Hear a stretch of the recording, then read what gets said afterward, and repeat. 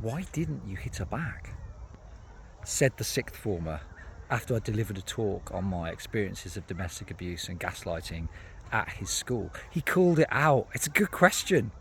Why didn't I just hit her back?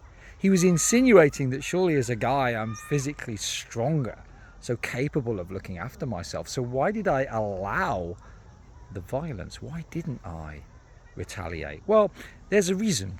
There's a few reasons.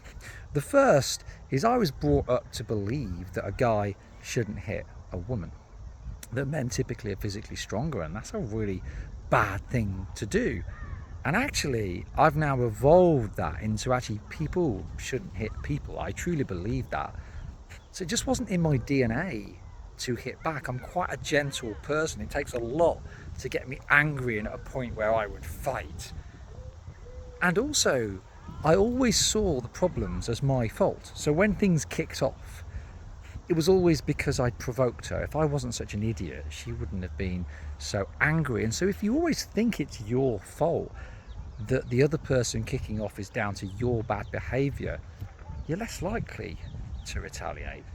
And thirdly, I'm so glad I didn't retaliate, because having been through the family courts after that relationship broke down, had I retaliated, in some ways it would have been a gift for her. No doubt she would have used that.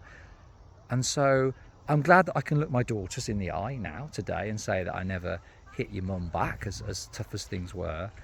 And I'm glad then, in the years that followed in the family courts, that I didn't retaliate, because it was bad enough in the family courts without there being some record of violence from me against my ex-wife. So it's why people don't retaliate, and it's a difficult dilemma to be in. To what point should you defend yourself if you're the victim of domestic abuse, particularly if you're a guy?